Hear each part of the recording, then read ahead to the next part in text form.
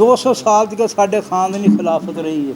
हुण असल मसला है कि दुश्मनी का दुश्मनी स्टार्ट कित्थों हुई। अगर इंसान मिल जाता तो इत्थे तक नौबत ना आती। मैं टीपू नूं फोन किया कि बेटा बड़ी अच्छी मुलाकात हो गई है, कहती मुलाकात हो गई घर ना आना। मैं क्यों है परचा हो गया साढ़े ते। उन्हें स्टेयरिंग ते बिठाया, शराब उन्हें पिलाई तो ब्रैस्ट मार के तो उन्होंने घरों निकलदियां टिब्बी रहिंदे हन टिब्बी घरों निकलते मैं ड्राइवर उन्होंने कतल कर दिया। असल में हुआ ये है ना, इनके साथ कभी जिंदगी में ऐसे पहले कभी नहीं हुआ कि हमारा कत्ल किया, जुल्म किया। अब उसका फैसला अदालत ने करना है। एक अल्लाह ताला की अदालत है, एक दुनिया की अदालत है। उनके ऊपर गिरफ्त मजबूत हो रही है और वो इस तरह के हथकंडे अपना रहे हैं, वो उसमें कामयाब नहीं होंगे।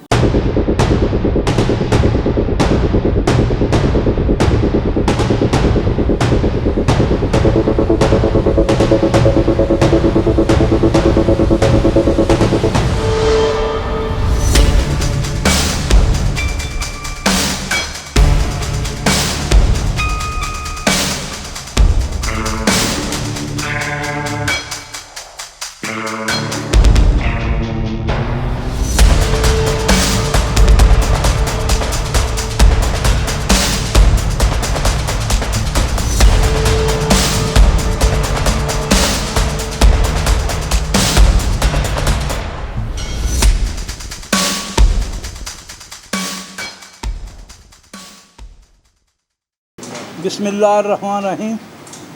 सब तो पहले मैं अपने ट्रांसफर बरादरी, ताजद बरादरी तो न्यूज़ चैनल है इसको मैं सलाम अर्ज़ करना कि जो आए तशरीफ़ ले आए। फिर सब तो पहले मैं थोड़ी जी अपने खानदान के मतलब दसना चाहवागा, क्योंकि मौलाना गोगी साहब ने कल के जो इतराज़ किया साढ़े कपड़े पान से खान पीन से, तो दसना चाहना कि गोगी साहब जोड़ा अल्लाह ताला ने सानू अज तक कपड़ा पहनाया या खाना खिलाया, वो तुहाडियां 7 नस्लां ना खा सकदियां ने खान गियां। ये अल्लाह की तरफों साढ़े ते रहमत। दूसरी गल तुसीं कहंदे हो कि जिन्हां नूं जानदा कोई नहीं। 200 साल तक साढ़े खानदानी खिलाफत रही है। अदर गौर ना भरा सारे सुन लेना, साडा पेशा असल पहलवानी है।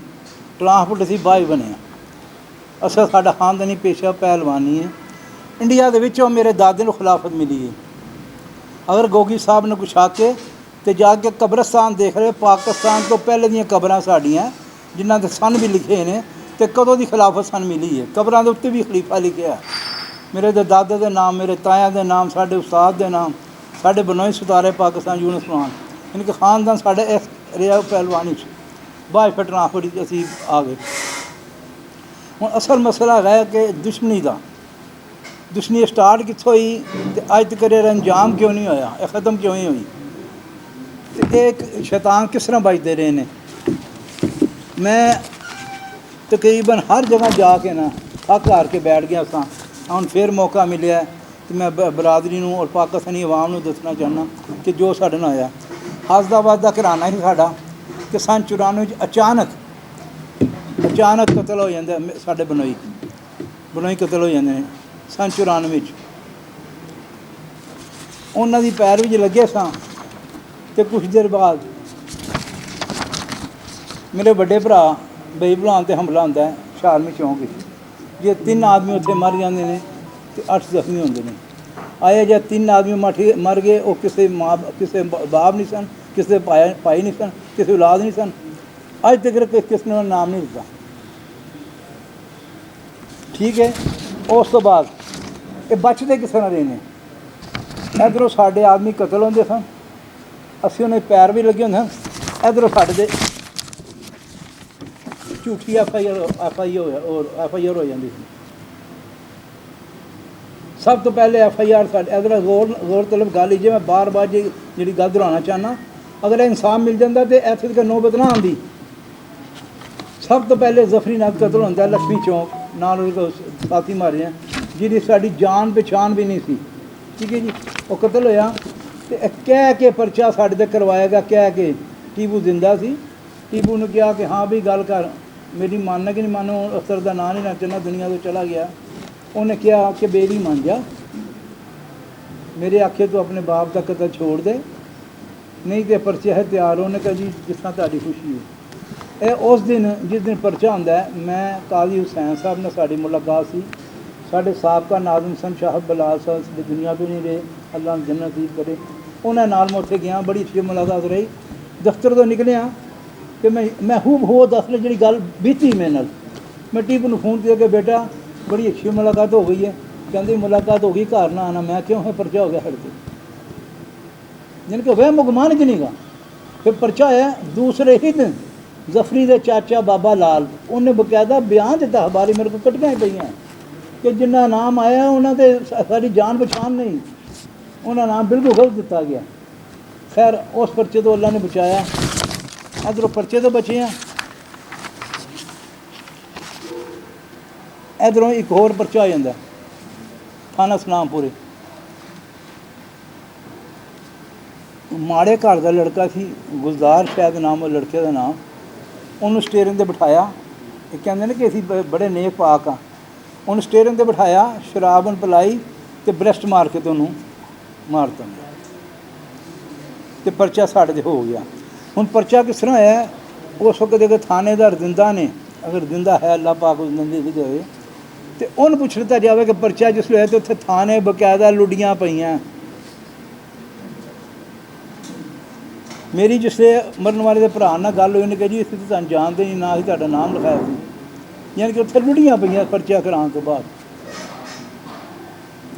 उधरों यानी कि असीं अपने पैरवी करने अपने केसां दी, उदों साडे ते परचा हो जांदा सी। जिहड़ा साडे ते परचा हुंदा सी इह अपने क्लीयर करके ते घर बैठ जांदे, जिन्नी दफ़ा भी आया इस नहीं हुंदा रिहा क्लीयर। ਇਹ ਤੁਹਾਨੂੰ तो दस्सिया जफरी नाथ वाला दूजा थाने सलामपुरे का।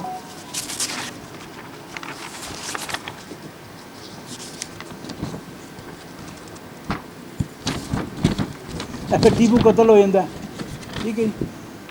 मैं और पैरवी लगा, तो शालमी कतल होया मुन्ने शाह, ठीक है। तो परचा साढ़े फिर हो गया।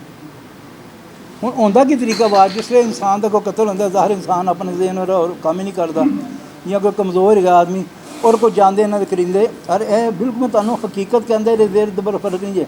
जाके अगे की होंगी चैक बुक कि जनाब सैन व्हाट्सअप कर देंगे, भर लो तुम चैक, तुहाडे केस भी लड़ांगे, तुहाडे हल भी मारांगे, ये करें उस इंसान तो हैल्प की लोड़ होंदी है, वो बंदा उन्होंने गल्लें च आए नहीं। सिर्फ साड़ी खातर दो नाम ही दे दो, ऐसा साढ़े तो परचे होंगे जी। यह परचा हो गया, मैं महीना नहीं गुजरिया होना, मनु का भा न मिला सैयद निजात दे। यकीन करो उन्हें उल्टी मेरे को माफ़ी मंगी और हूँ तक मिलते तो माफ़ी मांगते कि मैं तुहाडा गुनाह कर, मैं कभी साढ़े नसीब नहीं करा। उधरों क्लीयर हो गए,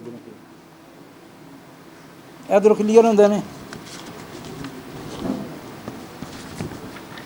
कल कुछ नहीं किया, अगर मैं चाहवा ना तो मैं कोई दर्जन लम्मी लिस्ट बना के दे सकना इन्हों की। मियाँ बाबर साहब सन बिल्ले पान के दोस्त, मियाँ बाबर साहब दोस्त सन बिल्ले पान के, वो टीपू को लाते हैं, टीपू की मदद करते हैं केसा। उन्होंने घरों निकलद टिब्बी टिब्बी रहते हैं, टिब्बी घरों निकलते मैं ड्राइवर उन्होंने कतल करता गया, कतल करता गया। फिर चंगेज शाह सन, वो भी बिल्ले पान के दोस्त सन, ठीक है जी। उन्होंने ग्वाल मंडी गोगी ने घर से अपने बाहर कतल करवाया। कमज़ोर आदमी तुहानूं पता इत्थे FIR भी नहीं करा सकता, और भी बच गए। ये कहते कुछ नहीं किया। हुण मैं नहीं चाहता कि मैं बिल्कुल हल्कियां गल्लां करा, मगर मजबूर कुछ करते पे ने। देखो चौधरी अरशद मीम स्टूडेंट लीडर सी, जानते कि नहीं जानते, बड़ा मशहूर लीडर है सी। और हम शक्ल वाला भरा सी, कतल करना सी चौधरी मीन नूं, अरशद मीन नूं। वो निकलिया वे ग्वाल अपना तो उन्हें दयाल सिंह काले के ना और भरा कतल करता गया भलेके अरशद मीन के। मुड़ के उस कतल की सुलह प्रोग्राम बनया, मियाँ अरशद साहब होंगे हैं उन्हों की कोठी, उस कतल की सुलह से चली। उतों अरशद मीन निकलिया तो उन्होंने कतल करता गया। FIR मेरे को ने, मैं अपने आप नहीं बनाई है। ये कहते असीं कुछ नहीं करते। मलक पार्क झगड़ा किसी का, इन्होंने 8 बंदे उत्थे, हाँ 8 बंदे उत्थे मरे साजे तो 18 जख्मी, और भी नाम ही है मेरे। मैं नहीं करवाई FIR, मेरे को सबूत मौजूद है। बाहर उस तो बच FIR होर भी नहीं करिए। इतों साढ़े गली चो साढ़े हमलावर टीवी के हमलावर होए, ਮੇਰੇ ਤੇ ਹੋਏ। ਇਹ ਹੁਣ ਇਹਨਾਂ ਦਾ ਕਤਲ ਹੋਇਆ ਆਪਣਾ ਜਵੇਦ ਬੱਟ ਦਾ ਭਾਈ। ਇਹ ਪਰਚਾ ਵੀ ਕਿਰਤੇ ਹੋ ਰਿਹਾ ਸੀ, ਨਹੀਂ ਤਾਂ ਜਾ ਕੇ ਥਾਣੇ ਤਸਦੀਕ ਕਰ ਲੈਣਾ। ਇਹ ਪਰਚਾ ਵੀ ਮੇਰੇ ਤੇ ਹੋ ਰਿਹਾ ਸੀ, ਮੇਰੇ ਨਾਂ ਦੀ ਉੱਥੇ ਦਰਖਾਸਤ ਲਿਖੀ ਗਈ ਹੈ ਕਿ ਮੈਂ ਕਤਲ ਕਰਨ ਲੱਗਾ। ਜਿਸ ਨੂੰ ਪਤਾ ਲੱਗਾ ਮੈਂ ਤੇ ਹਸਪਤਾਲ ਪਿਆ ਆਇਆ, ਫਿਰ ਉਹ ਦਰਖਾਸਤ ਪਾੜੀ ਗਈ ਜੀ।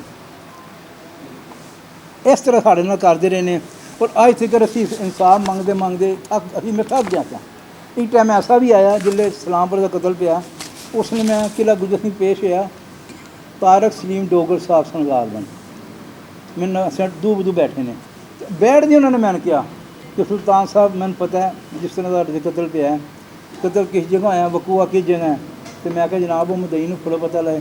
ਕਹਿੰਦੇ ਅਸੀਂ ਮਜਬੂਰ ਹਾਂ, ਤੁਸੀਂ ਉਹਦੇ ਕੋਲ ਪਰਚਾ ਕਰਾਓ। ਅਤੇ ਫਿਰ ਮੈਂ ਕਿਹਾ ਜੀ ਅਸੀਂ ਕਿਵੇਂ ਕਰਾ ਸਕਦੇ ਹਾਂ। ਯਾਨੀ ਕਿ ਮੈਨੂੰ ਫਿਰ ਡੋਗਰ ਸਾਹਿਬ ਨੇ ਕਿਹਾ ਕਿ ਬਿਲਕੁਲ ਤੁਹਾਡੇ 'ਤੇ ਗਲਤ ਪਰਚਾ ਹੈ। ਯਾਨੀ ਕਿ ਇਹ ਤਰੀਕਾ ਵਾਰਦਾਤ ਹੈ। ਇੱਧਰੋਂ ਕਤਲ ਕੀਤਾ, ਇੱਧਰੋਂ ਉਹਨਾਂ ਨੇ ਝੂਠਾ ਕਤਲ ਪਵਾਇਆ, ਆਪਣਾ ਕਲੀਅਰ ਕਰਕੇ ਬੈਠ ਗਏ। ਇਹ ਹੁਣ ਜ਼ਰਾ ਜਿਹੀ ਚੂੰਡੀ ਪੜੀ ਗਈ ਹੈ। ਅਗਰ ਪੁਲਿਸ ਨੇ ਥੋੜ੍ਹੀ ਜਿਹੀ ਹਿੰਮਤ ਕੀਤੀ ਹੈ ਅਤੇ ਇਹਨਾਂ ਨੂੰ ਜ਼ਰਾ ਜਿਹਾ ਪਕੜਨ ਦੀ ਕੋਸ਼ਿਸ਼ ਕੀਤੀ ਤਾਂ ਉਹ ਚੀਕ ਪਏ ਨਿਆਣੇ 'ਚ। ਬਲਾਲ ਕਮਿਆਣਾ ਸਾਹਿਬ ਕੋਲ ਮੈਂ ਗਿਆ, ਮੈਂ 4 ਜਾਂ 5 ਮਿੰਟ ਤੋਂ ਜ਼ਿਆਦਾ ਨਹੀਂ ਉਹਨਾਂ ਨੇ ਬਿਠਾਇਆ। ਇੱਕੋ ਮੈਂ ਗੱਲ ਕੀਤੀ, ਮੈਂ ਕਿਹਾ ਜੀ ਨਾ ਤੁਹਾਡੇ ਕੋਲ ਅਸੀਂ ਕੁਛ ਚਾਹੁੰਦੇ ਹਾਂ, ਸਿਰਫ ਚਾਹੁੰਦੇ ਖੁਦਾ ਔਰ ਉਹਦੇ ਰਸੂਲ ਵਾਸਤੇ ਸਾਡੇ ਨਾਲ ਇਨਸਾਫ ਕੀਤਾ ਜਾਏ, ਬਸ ਕਹਿ ਕੇ ਮੈਂ ਉੱਠ ਕੇ ਆ ਗਿਆ। ਇਸ ਤੋਂ ਦੂਸਰੀ ਗੱਲ ਕੋਈ ਨਹੀਂ ਕੀਤੀ। ਹੁਣ ਉਹਨੂੰ ਐਨੀ ਚੀਖੋ ਪੁਕਾਰਾਂ ਨਾ ਪਈ ਹੈ ਕਿ ਜਿਵੇਂ ਪਤਾ ਨਹੀਂ ਕੀ ਹੋ ਗਿਆ। ਹਾਲੇ ਤਾਂ ਕੁਛ ਹੋਇਆ ਨਹੀਂ। ਦੂਸਰਾ ਮੇਰੀ ਅਪੀਲ ਹੈ, ਇਹ ਦੇਖੋ ਇੱਕ ਦੋ ਨਾਂ ਵੀ ਗਏ ਜੇ। ਸਭ ਤੋਂ ਪਹਿਲੇ ਤੀਫੀ ਦਾ ਭਰਾ ਜੇ ਯਾਵਰ ਮਰ ਨਹੀਂ ਗਿਆ, ਹੁਣ ਹੀ ਪਿੱਛੇ ਮਰਿਆ, ਹੁਣ ਹੀ ਮਰਿਆ 2-4-6 ਮਹੀਨੇ ਹੋਏ। ਸਭ ਤੋਂ ਪਹਿਲੇ ਇਹਦੇ ਕੋਲ ਕਤਲ ਹੋਇਆ ਸੀ ਪ੍ਰੇਮ ਗਲੀ, ਮਹਿਰ ਹੀ ਹਨ ਦੁੱਧ ਦਹੀਂ ਵਾਲੇ, ਉਹਨਾਂ ਦਾ ਕਤਲ ਕੀਤਾ ਸੀ। ਔਰ ਸੁਲਾਹ ਫਿਰ ਇਹਨਾਂ ਨੂੰ ਘਰ ਛੱਡਣਾ ਪਿਆ। ਫਿਰ ਆ ਗਏ ਅਕਬਰੀ, ਉੱਥੇ ਆ ਕੇ ਫਿਰ ਪਾਊਡਰ ਵਿਕਿਆ ਇਹਨਾਂ ਦੇ ਜਿੱਥੋਂ ਹੈ ਸਟਾਰਟ ਹੋਏ। ਠੀਕ ਹੈ। ਫਿਰ ਇਹਨਾਂ ਨੇ ਅਮਜਦ ਗੁੱਜਰ ਸੀ ਗਵਾਲਮੰਡੀ ਦਾ, ਜਿਹਨੂੰ ਅਮਜਦ ਖੈਂਚੂ ਕਹਿੰਦੇ ਹਨ, ਉਹ ਕਤਲ ਕੀਤਾ। ਨਹੀਂ ਤਾਂ ਤਸਦੀਕ ਕਰ ਲੈਣਾ ਗਵਾਲਮੰਡੀਆਂ। ਨਵੀਦ ਲੰਮੀ ਵਾਲਾ ਸੀ, ਉਹਨੂੰ ਮਰਵਾਇਆ ਗਿਆ। ਅਸਮ ਟਾਂਗੇ ਵਾਲਾ, ਉਹਨੂੰ ਮਰਵਾਇਆ ਗਿਆ। ਭੀਚੀ ਹਾਂ ਲక్ష్ਮੀ ਚੌਕ, ਉਹਨੂੰ ਕਤਲ ਕਰਵਾਇਆ ਇਹਨਾਂ ਨੇ। ਇਹ ਕਿਸ ਤਰ੍ਹਾਂ ਕਹਿੰਦਾ ਨਹੀਂ। ਮੈਂ ਕਹਿੰਦਾ ਜੀ ਮੈਂ ਅਪੀਲ ਕਰਨਾ ਕਮਿਆਣਾ ਸਾਹਿਬ ਅੱਗੇ ਕਿ ਖੁਦਾ ਦਾ ਵਾਸਤਾ ਜੇ ਇਹਨੂੰ ਵੀ ਬੁਲਾ ਲਓ, ਮੈਨੂੰ ਬੁਲਾ ਲਓ, ਅਲੀ ਵੀ ਬਿਮਾਰ ਆਦਮੀ ਆ, ਸਾਨੂੰ ਦੋਨਾਂ ਨੂੰ ਉਲਟਾ ਲਟਕਾ ਦਿਓ। ਅਗਰ ਮੇਰੀ ਇੱਕ ਗੱਲ ਵੀ ਗਲਤ ਹੋ ਜਾਵੇ, ਮੈਨੂੰ ਗੋਲੀ ਮਾਰਤੀ ਜਾਵੇ, ਤਾਂ ਅਗਰ ਮੇਰੀਆਂ ਸਾਰੀਆਂ ਗੱਲਾਂ ਸੱਚੀਆਂ ਤਾਂ ਫਿਰ ਇਹਨਾਂ ਨੂੰ ਸਜ਼ਾ ਹੋਵੇ। ਇਸ ਤੋਂ ज़्यादा मैं कुछ नहीं कह सकता। और किसी भरा ने कोई सवाल करना तो मैं हाँ कर। गोगी भट्ट साहब का कहना है कि 5 FIR उनके ऊपर दर्ज है और वो 5 के 5 में इनोसेंट है। आप जो इल्जाम लगा रहे हैं गोगी भट्ट पर, गोगी भट्ट साहब कह रहे हैं कि मेरे पर 5 FIR हैं और 5 की 5 FIR में मैं मासूम हूँ। और इससे कबल भी आपने इल्जाम लगाया, अपने वो जो टीपू प्रका वाला जिनका नाम आप ले रहे हैं, उनका भी इल्जाम लगाया, वो कह रहे हैं पुलिस में उसमें भी मैं इनोसेंट हूँ। मैं तो की कह रहा हूँ ये FIR जो है ना, एक मिनट ये अगर नहीं गए ए 2 FIR आई हैं, भी तीफी के खिलाफ मैं करवाई हैं। टैलीफोन से धमकियाँ मैं लगाते कि बाद आए तेन कतल करा देना जी।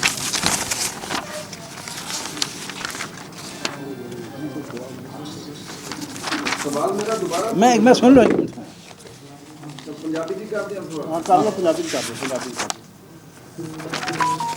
टीपू का कतल का तुम कह रहे हो वाकई, ठीक है ना, सुन लो ना। टीपू के कतल पिस्टल की इस्तेमाल हुई तीफी की, ठीक है जी। उत्थे इंस्पैक्टर सन चौधरी मंजूर साहब, खुदा उन्हों का भला करे, उन्होंने मेरे कसम खा दी कि मेरा कला कला बेटा है, मैं इंसाफ कर जाऊँगा। और उन्होंने बिल्कुल इंसाफ ही किया। जितों इन्हें पिस्टल लीती लाइसेंस, जितों पिस्टल खरीदी उस दुकानदार का बयान, यानी कि सारा कुछ मुकम्मल कराता, सब कुछ हो गया। पिस्टल पेश उत्थे अपना अदालत भी आ गई, मौके तो पड़ी गई पिस्टल।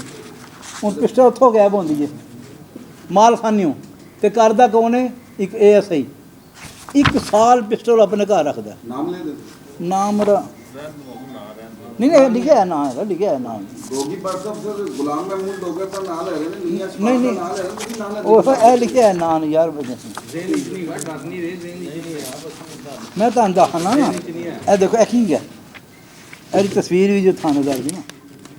ठीक। 1 ਸਾਲ ਉਹਨੇ ਘਰ खाने से मुद्रा गायब कर देते हैं। ਗਾਇਬ ਹੋ ਗਿਆ ਨਾ, ਸੁਣਿਆ ਇਹ ਦੇਖੋ ਨਾ, ਮੈਂ ਰੀਡ ਵੀ ਕੀਤੀ ਸੀ, ਗਾਇਬ ਹੋ ਜਾਂਦਾ 1 ਸਾਲ ਦੇ ਪਿੱਛੋਂ ਜਦੋਂ ਤੀਫੀ ਆ ਜਾਂਦਾ ਖੁਦ ਆਂਦਾ ਖੁਦ, ਤੇ ਉਹ ਪਿਸਟਲ ਪੇਸ਼ ਕਰਦਾ ਪੁਰਾਣਾ ਆਪਣਾ ਲਾਇਸੈਂਸੀ ਜਿਹੜਾ ਗਾਇਬ ਹੋਇਆ ਸੀ ਨਾ, ਉਹਨੂੰ ਮਿਲ ਜਾਂਦਾ, ਉਹਦੀ ਜਗ੍ਹਾ ਤੇ ਟੁੱਟਾ ਭੱਜਿਆ ਪਿਸਤੌਲ ਰੱਖ ਜਾਂਦਾ।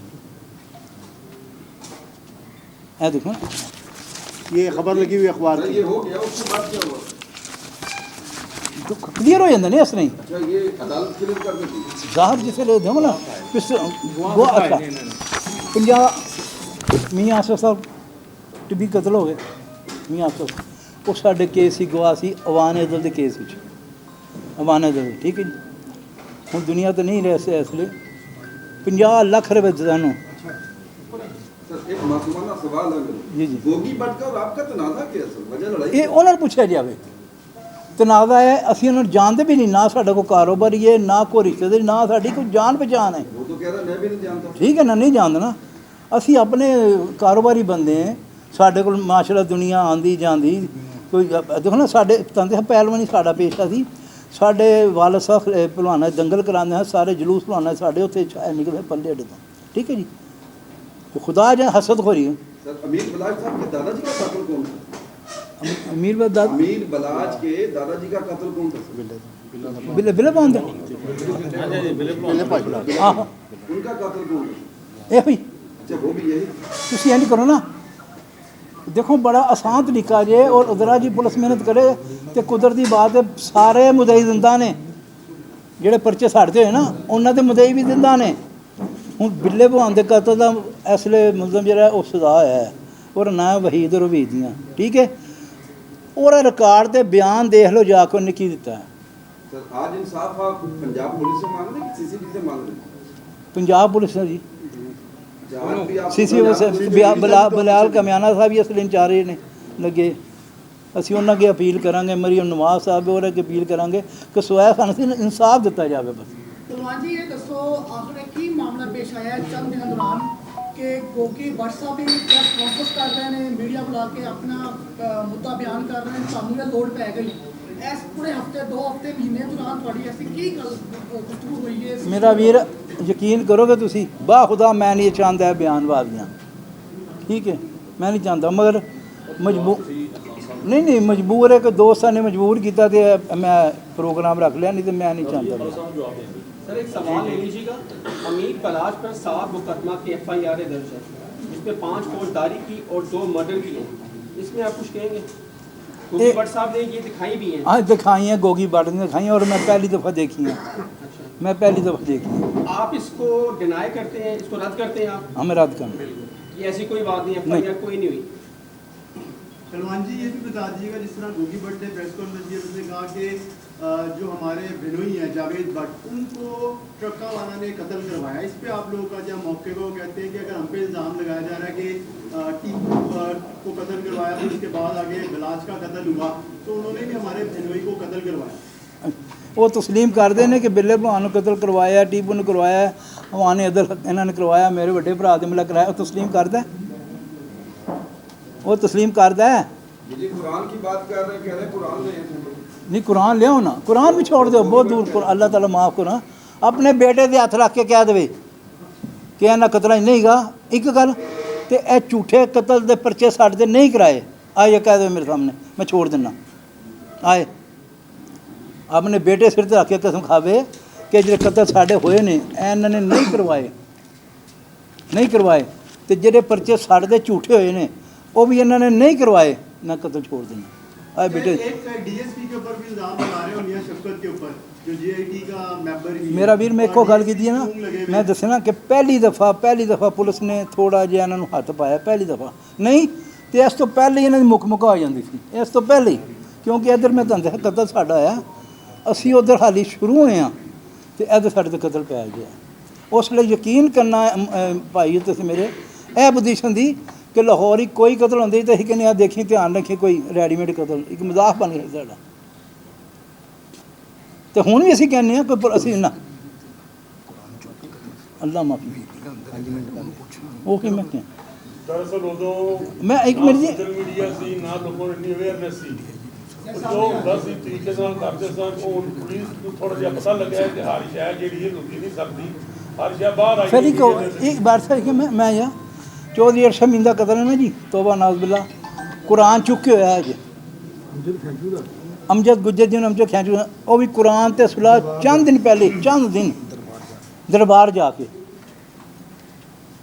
तो वो कत्ल करते हैं। अच्छा बच्चू पहलवान साहब ये बताइएगा कि आज से 3-4 दिन पहले एक press conference Lahore press club में हुई है और वहाँ कहा गया कि ताजर मौजूद हैं और हाथ उठा के हलफ दिया कि गोगी भट्ट बेकसूर है। आया कि वो कौन लोग थे और जिन्होंने हलफ बेटा मैं एक गलत करा मैं तन की क्या इसका जवाब हम देते हैं। ये यहाँ तमाम ट्रांसपोर्टर बैठे हुए हैं, तमाम ताजर बैठे हुए हैं। हम हल्फन कहते हैं कि ये पहलवानों का ख़ानदान है, ट्रांसपोर्ट बरादरी है, ये शरीफ लोग थे, इनको बिला वजह फिसाया गया है। और ये इतने जुल्म जो हमारे साथ किए हैं ट्रांसपोर्ट बरादरी का, ये घराने से ट्रांसपोर्ट निकलती थी, पाकिस्तान, पंजाब और लाहौर, इनके घराने से पहचाना जाता था ट्रांसपोर्ट में। और ये गोगी भट्ट साहब ये तो जालिम लोग हैं जिन्होंने ऐसे नफीस आदमी को मारे जो मोहब्बतें फैला रहा था, दुश्मनियाँ ख़त्म कर रहा था, और इन्होंने उस शख्स को हलाक किया है। इसका इंसाफ होगा और जो मेरा ऊपर अल्लाह देख रहा है वो करेगा इंसाफ। अब इंसाफ का वक़्त आ गया है, इंसाफ का वक़्त आ गया और अल्लाह की लाठी बेआवाज़ है। इतने सालों से इस खानदान के ऊपर जुल्म हुए, इस ट्रांसपोर्ट बरादरी के ऊपर जुल्म हुए, ये ताजर जितने बैठे हुए हैं ये सारे हल्फन कहते हैं। ये खानदान और ट्रांसपोर्ट बरादरी शरीफ लोग हैं और कारोबारी लोग हैं। भाई जी गल तुसीं कह रहे ना कि कल जिहड़े ताजर उन्होंने किहड़ा ताजर से कोई ताजर नहीं। मैं ताजर हाँ, ए मेरी टैक्स रिटर्न ने देखो मैं करोड़ों च टैक्स पे किया है, वो सारे इकट्ठा कर लवो। अगर उन्होंने सारी मेरे बराबर दे होना तो मैं ताजर नहीं कहांगा, अपना ताजर नुमाइंदा नहीं कहांगा अपने आप। वो सब सूदखोर कट्ठे हुए सी, वो सब तो वड्डा जिहड़ा तुसीं कौन हो भी जिहड़ा दसना ने कि जिहड़े भी इलाज मुहम्मद रसूला दे हाजी गोगी बेकसूर, असीं तुहानूं हाजी करांगे भी अदारे बैठे ने इत्थे माशाअल्लाह जिहड़े वड्डे हाजी साहब ने अपना बिलाल कमयाना साहब, CCP लाहौर साहब ने, मतलब सैयद निशान साहब, ये इंसाफ करने वाले लोग बैठे ने। जाओ जाके उत्थे जाओ ताजर बरादरी में सूदखोरां विच ले आके केड़ी मार्केट दे नुमाइंदे हैगे ने। दूसरी बात ये है इसमें मैं आपको बताता हूँ, किस तरह कट के वेख लो जाके सब सूदखोर ने 50,000 रुपये साल का इन्होंने गवर्नमेंट को टैक्स पे नहीं किया होना। साबर साहब एक मिनट मैं आपको बताता हूँ, एक मिनट मैं थोड़ा ऊंचा बोल लेता हूँ। अच्छा, इसमें गुजारिश ये है कि कानून का एक असूल होता है कि कोई बंदा कत्ल होता है, उसकी FIR होती है, उस FIR की तफ्तीश करना होती है पुलिस ने। गोगी भट्ट जो अपनी सफाइयाँ कभी प्रेस क्लब में देता है, कभी मीडिया में देता है, उसको वो सफाई पुलिस को देनी चाहिए। हम तो किसी से बात ही नहीं कर रहे। हमने हमेशा फैमिली ने ये कहा है कि हमारा कत्ल किया, जुल्म किया, अब उसका फैसला अदालत ने करना है। एक अल्लाह ताला की अदालत है, एक दुनिया की अदालत है। हमने तो अपना जो केसेस हैं वो अल्लाह की अदालत में रखते हैं और फिर दुनिया की अदालत में रखते हैं। उनको जितनी सफाइयाँ देनी है बजाय वो मीडिया पे आके देने के, प्रेस क्लब में उनके लोग आके शहादतें देने के, ये सारी सफाइयाँ वो JID को दें। बड़ी बात, JID को जाके बताएं कि उन्होंने अगर कत्ल नहीं किया, उन्होंने सफाई उनको देनी है और ये फैसला अदालत में होना है। हमने कभी ये बात नहीं की कि हम ये करेंगे वो करेंगे, ना हम धमकियाँ देते हैं। हमेशा गवाहान हमारे कत्लों के बिठाए गए, हमेशा जो पर्चे खत्म किए गए वो हमारे केसेस के किए गए। गोगी भट्ट साहब जाके हाजी गोगी भट्ट साहब जाके उनको जाके बताएं। वो सारा दिन बैठ के बताते हैं कि जी मैं एहदे च भी नहीं है, मैं एहदे च भी नहीं। भाई तुसीं ये सारियां गल्लां JID ਨੂੰ जाके दसनी है। ਤੁਹਾਡਾ ਵਕੀਲ ਇਹ ਸਾਰੀਆਂ ਗੱਲਾਂ ਅਦਾਲਤ ਨੂੰ ਜਾ ਕੇ ਦੱਸੇ। ਤੁਹਾਡਾ ਜਿਹੜਾ ਕੇਸ ਚੱਲਦਾ ਪਿਆ ਅਦਾਲਤ ਤੇ ਚੱਲਦਾ ਪਿਆ, ਨਾ ਮੀਡੀਆ ਤੇ ਚੱਲਦਾ ਪਿਆ, ਨਾ ਪ੍ਰੈਸ ਦੇ ਲੋਕਾਂ ਨਾਲ ਚੱਲਦਾ ਪਿਆ, ਨਾ ਤਾਜਰਾਂ ਦੇ ਨਾਲ ਚੱਲਦਾ ਪਿਆ। ਦੂਸਰਾ ਅੱਜ ਜਿਹੜੇ ਸਾਰੇ ਲੋਕ ਇੱਥੇ ਬੈਠੇ ਨੇ ਸ਼ਾਲਮੀ ਤੋਂ ਔਰ ਲਾਹੌਰ ਦੇ ਮੁxtਲਿਫ ਹਿੱਸਿਆਂ ਤੋਂ, ਉਹ ਇੱਥੇ ਕਰਕੇ ਇੱਥੇ ਆਏ ਨੇ ਕਿ ਭਾਈ ਸਾਨੂੰ ਇਨਸਾਫ ਦਿੱਤਾ ਜਾਏ, ਸਾਨੂੰ ਅਸੀਂ ਹੋਰ ਸਾਨੂੰ ਕੁਝ ਨਹੀਂ ਚਾਹੀਦਾ, ਸਾਨੂੰ ਬਲਾਜ ਦੇ ਕਤਲ ਦਾ ਇਨਸਾਫ ਮਿਲਣਾ ਚਾਹੀਦਾ ਜਿਹੜਾ ਇਸ ਵਕਤ ਚੱਲਦਾ ਪਿਆ। ਉਸ ਤੋਂ ਪਹਿਲੇ ਜਿਹੜੇ ਕਤਲ ਨੇ ਉਹਨਾਂ ਦਾ ਇਨਸਾਫ मिलना चाहिए। बाकी नेक्स्ट सर 2 सवाल और हैं। गोगी भट्ट ने अपनी प्रेस कॉन्फ्रेंस में 2 इल्जाम और लगाए। एक ये लगाया कि आपके जो खानदान है उसको पुलिस प्रोटेक्शन दे रही है और बाकायदा पुलिस ने प्रोटोकॉल फ्राहम किया। दूसरा जो एहसन शाह का पुलिस मुकाबला था उस हवाले से उन्होंने इल्जाम लगाया कि इसके पीछे मैं बताता हूँ, एक मिनट। ये जवाब तो पुलिस दे सकती है ना जी। देखें जो मुद्दई हैं और जो गवाहान है उनका तहफ़्फ़ुज़ पुलिस ने देना होता है। इस वक्त अगर हम कहें कि हम अपना तहफ़्फ़ुज़ खुद करेंगे, उसकी इजाज़त नहीं है क्योंकि पंजाब में इस पर पाबंदी है। तो देखें ये सारा दिन की रोशनी में ये सब कुछ हो रहा है ना जी। अदालत हम जाते हैं तो दिन की रोशनी में जाते हैं, तो इसका जवाब पुलिस ने देना है और पुलिस का फ़र्ज़ है कि पुलिस जिन लोगों का कत्ल हुआ है उसके मुद्दइयों को वो दे, अपना तहफ़्फ़ुज़ दे, उनको लेकर अदालत तक जाए। इसका जवाब पुलिस देगी। रही बात एहसन शाह की, एहसन शाह जेल में था, एहसन शाह जेल में था। एहसन शाह को जेल से हम तो नहीं निकाल सकते भाई। एहसन शाह किसी कई केसेस में अगर मतलूब था तो ये पुलिस, इसका जवाब इधर पुलिस दे सकती है। इसका जवाब उन्हें इदारों से और पुलिस से लेना चाहिए। हमसे वो सवाल करें जो हमारे से बनता है। कहते हैं कि पुलिस ने गोली नहीं मारी। देखें ये तो FIR में पुलिस का है, उसके भाई का ठीक है, लेकिन जो वो इल्जाम लगाते हैं वो कहते हैं कि अमीर मसहब ने गोली चलाई है, पहली गोली अमीर मसहब ने एहसन शाह को मारी। तो जो FIR में है, FIR जो कटी है उसकी तो वो पुलिस ने काटी है ना, इसके इन्होंने तो नहीं ना काटी। असल में हुआ ये है ना, इनके साथ कभी ज़िंदगी में ऐसे पहले कभी नहीं हुआ। CCPO से हमारी दरख्वास्त है बिलाल कमियाना साहब से कि इनके साथ ऐसे पहले कभी नहीं हुआ। अब इन पे हाथ गिरफ्त मजबूत पड़ रही है और ये इनकी आप चीखें सुने। दूसरा ये है कि ये अपने आप को खुद को कह रहे हैं कि हम एक बिजनेसमैन हैं। इनकी हिस्ट्री ये है कि इनके वालिद साहब का नाम था रशीद भट्ट, जिनका वो MPA का कह रहे हैं ना, उनके वालिद साहब की दुकान थी नीला गुंबद के पास, वहाँ पे ये पंचर लगाते थे। गोगी भट्ट से पूछा जाए कि इसको उस दुकान से क्यों निकाला, ये उसके गले से पैसे निकाल रहा था, उन्होंने पकड़ लिया, देख लिया, जिस वजह से इन्होंने इनको दुकान से निकाल दिया। और दूसरा ये कह रहे हैं कि मैं एक शरीफ आदमी हूँ, ताजर हूँ और अड्डे वाले बदमाश हैं। जो CCPO साहब थे जिन्होंने इनको कहा कि मेरी वालदा, झूठ क्या बनाया इन्होंने कि वो डॉक्टर साहब की वालदा के प्लाट पर कब्जा हो गया, झूठ इनका ये चेक करें। और उन्होंने पर्चा छुड़ाने के लिए अलहाज गोगी भट्ट से रब्ता किया। गोगी भट्ट तो ताजर है, बदमाश तो वो कह रहे हैं कि अड्डे वाले हैं, तो उन्होंने उनको तो अड्डे वालों को फ़ोन करना चाहिए था ना, गोगी भट्ट को तो नहीं फ़ोन करना चाहिए था। ये जो है इनका तरीका वारदात मैं आपको बताता हूँ, खोचल हो गए हुए हैं। 3.5-4 दहाइयों से ये लाहौर में राज कर रहे हैं। इनको पता है कि हमने सेफ कैसे होना है। सबसे पहले अदालत में वो उन कुलियों से उन कुलियों पर चल रहे हैं, हट करना ताकि अदालत हमें गिरफ्त में मजबूत ना करे, ना हम अदालत के चक्करों में आए। इसी तरह ये एक ऐसा माहौल बनाते हैं, बंदे अपने लोगों के बच्चों को ज़ाया करवा देते हैं। जो क्या नाम है उसका, खुरम को किसने तैयार किया था? खुरम को टिफी भट्ट ने तैयार किया था। चाचू वाली बात है कि उसको पिस्टल किसका था? टिफी भट्ट का था। और माँ खाने से उन्होंने चेंज करवाया, ये सबको पता है। 2 चीज़ें हैं, एक होता है कानूनी, एक होती है पंचायत। कानूनी तरीके से वो मजबूत हो जाते हैं, निकल जाते हैं, अपनी गिरफ्त जो भी बनाते हैं, कत्ल करते हैं या करवाते हैं, कानूनी तरीके से निकल जाते हैं। रखें बीच में कुरान, रखें पंचायत में बैठा, अगर उनसे बात करें, उनको कहो वो जो चैलेंज, उनको कहो ना, कसम खा कर कहें कि ये जो बातें बाहर मार्केट में आए उनमें आपका कोई हाथ नहीं है, रखें कुरान मजीद में। दूसरी बात, उसने चैलेंज दिया है JID को वो चैलेंज दे रहा है कि मैं बेकसूर हूँ, अपनी जो भी उसने स्टोरियाँ बनाई हैं। एक चैलेंज मैं भी देता हूँ, अलहाज ख्वाजा अकील उर्फ गोगी भट्ट, उसको एक चैलेंज मैं देता हूँ। अगर आप एक बाप रशीद भट्ट की औलाद हो, एक बॉक्स रखो आप ग्वालमंडी चौक में और लोगों से वोटिंग करवाओ, अड्डे वालों का और अपना करवाओ, पता लग जाएगा इनका सब। जब ये मस्जिदों में ऐलान हुए ना, तब इनकी गिरफ्त मजबूत थी। CCPO एक डेमी बंदा नहीं खड़ा कर सकता था। अगर पुलिस का ये था कि गोगी भट्ट को लेना है तो वो कोई डेमी बंदा खड़ कर इसको लेकर नहीं आ सकते थे। अब ये सारा JID को इल्ज़ाम तरा रहा है, JID पे वो कह रहा है कि मैं चैलेंज दे रहा हूँ, एक चैलेंज मेरा भी ले लेना, पता चल जाएगा। इसका जो भाई है पुलिस मुकाबले में कत्ल हुआ है, गोगी भट्ट का कि टिफी भट्ट का, कौन सा रेड ब्लैक, तो वो तो ये तो ताजर है, वो पुलिस बेकार है जिन्होंने इन पे खिलाफ FIR दी, झूठी दी है ना, फिर वो पुलिस मुकाबला क्यों हो गया? इनकी असल करतूत जो है ना, 2 चीज़ें हैं, एक है कानूनी, एक है पंचायती। पंचायती तौर पर कुरान मजीद बीच में रखकर इनसे बात करें, पूरे इलाके से सवाल जवाब लें, आपको दूध का दूध और पानी का पानी हो जाएगा।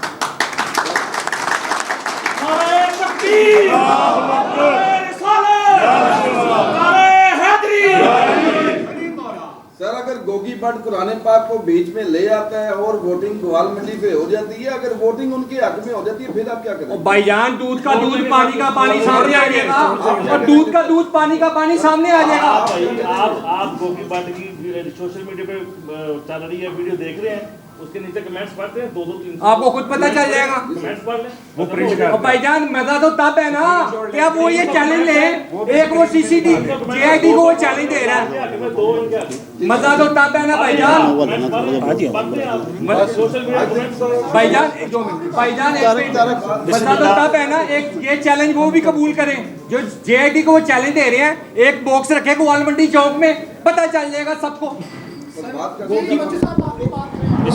2021 में गिरफ्तार हुए थे, ये गोगी भट्ट साहब ने तब क्यों नहीं बातें की जो कि अब 2025 में आके वो सारी बातें सामने ला? यही सवाल हमारा है। बिल्कुल सही बात की आपने, बिल्कुल सही बात की आपने। गिरफ्त में आया हुआ ना।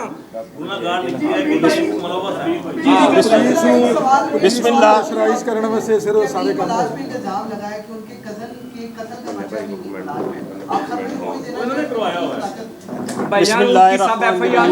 उन्होंने करवाए हुए हैं झूठे। बिस्मिल्लाहिर्रहमानिर्रहीम। मैं तमाम मीडिया का शुक्रिया अदा करता हूँ कि आप आज यहाँ पे तशरीफ़ लेके आए, एक अदल के लिए, एक इंसाफ के लिए, एक जस्टिस के लिए, जो कि होना बहुत ज़रूरी है इस वक्त। मैं प्रेसिडेंट हूँ all Pakistan goods transport association का। ये मेरे सुल्तान महमूद साहब हमारे चेयरमैन हैं, ये मेरे सीनियर वाइस चेयरमैन है, ये वाइस चेयरमैन है, मेरी पूरी कबीना यहाँ बैठी है, ये सारे मेरे अहदेदार बैठे हैं, मार्केटों के ताजर बैठे हैं। मैं इनका भी मशकूर हूँ कि ये किस लिए आए हैं। आज हम इंसाफ के लिए आए हैं, जस्टिस के लिए आए हैं। हम इन चीज़ों को अच्छा नहीं समझते, ये अदारों का काम है, ये फ़ैसले अदारों ने करने हैं, ये उनको पता है कौन गुनहगार है और कौन गुनहगार नहीं है। आज जब उनके ऊपर गिरफ्त मजबूत हो रही है और वो इस तरह के हथकंडे अपना रहे हैं, वो उसमें कामयाब नहीं होंगे। इंसाफ मेरे अल्लाह की ज़ात ने करवाना है और वो इंशाल्लाह होके रहेगा। जो बेगुनाह कत्ल किया गया है, आज से नहीं, पीछे पूरी हिस्ट्री चेयरमैन साहब ने आपको बताई है, लेकिन एक बच्चे ने, एक मेरे भाई ने, एक मेरे प्यारे दोस्त ने जिस तरह से इसको अमन का पैगाम दिया, जिस तरह दोस्तों को इकट्ठा किया और जिस तरह बेरहमी से उनको कत्ल किया गया, इंशाअल्लाह ताला आज भी लोग उनकी कब्र पे जाके हाथ उठा के उनके लिए, उस शख्स के लिए दुआएं करते हैं। किस लिए करते हैं? पूरी दुनिया में उसको इज़्ज़त मिली, किस लिए मिली? कोई अच्छा काम किया था तो अल्लाह इज़्ज़त देता है। तो पूरी ट्रांसपोर्ट बरादरी, हम अपने, ये पाकिस्तान बनने से पहले के ट्रांसपोर्टर हैं, ये हमारे उस्ताद हैं, ये ट्रांसपोर्ट की बुनियाद रखने वाले हैं। ये उस वक़्त कारोबार करते थे, उस वक़्त लाखों कमाते थे, करोड़ों कमाते थे, जब लोगों के पास कुछ नहीं था। ये तारीख़ है इनकी, आप तारीख़ तो उठा के देखें। ये कोई ये नहीं है कि कहीं से पैसा छीन के बने हैं, ये कारोबार करके बने हैं। और पूरे पाकिस्तान में अल्लाह का शुक्र है कि इनका पूरी पाकिस्तान में नाम है। लेकिन इन्होंने हमें कभी ये तलकीन नहीं की कि आपने कोई अपनी ताकत को इस्तेमाल करना है। अल्लाह का शुक्र है, ट्रांसपोर्ट वो ताकत है जो कि पूरे पाकिस्तान को जाम कर देती है। लेकिन आज तक देखिए कितने हमारे साथ नाइंसाफ़ियाँ हुई हैं, लेकिन हमारे चेयरमैन साहब ने हमें ये नहीं कहा कि हमने कहा कि हम अपने कानून से, अपने अदारों से इंसाफ लेंगे और वही जंग हमने लड़ी। और आज भी अल्हम्दुलिल्लाह मैं CCPO साहब से, मैं अपना जो हमारे DIG साहब हैं सैयद ज़ीशान रज़ा साहब, मैं इंशाल्लाह उम्मीद करता हूँ, मैं वज़ीर आला साहिबा से उम्मीद करता हूँ, जिस तरह उन्होंने लाहौर शहर के अमन को कायम करने के लिए इतने अच्छे इक़दाम किए हैं, CCD को कायम किया है, और अल्हम्दुलिल्लाह कि जिस तरह से इंसाफ हो रहा है और जिस तरह से अमन हो रहा है, और इंशाल्लाह अब ये अमन होकर रहेगा। जो इंसाफ है, जिनको इंसाफ मिलना चाहिए उनको इंसाफ मिल के रहेगा इंशाल्लाह। Thank you very much. आखिर इतना मेरा पैगाम है पाकिस्तानी अवाम वास्ते कि जितना प्यार अवाम ने बलाज के मन तो बाद उन दिता है, और उन पाकिस्तानी अवाम के प्यार की वजह क्या जिस जिंदा बैठे हैं, नहीं तो जो कुछ साढ़े नाल हो रहा सी अल्लाह साढ़े जानदा। तो मैं पाकिस्तानी अवाम अगे अपील करना कि अपने प्यार नूं बरकरार रखन और बलाज से दुआ गो ही रहन। अज भी जानना जी कबर से खुदा जानदा कौन आंदा है, कोई पता नहीं। एक अल्लाह की कोई खास तौर पर मेहरबानी, तो मैं पाकिस्तानी अवाम का शुक्रिया अदा करना कि साढ़े जवाब वो देंदे दी, सानू कोई जरूरत ही नहीं जवाब देने की, साढ़ा जवाब अवाम ही देंदी है और अल्लाह करे वो देंदी रहे।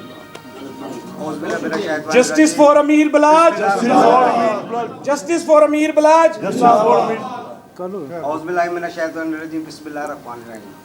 बलाज भाई के लिए हर घर में दुआ हो रही है।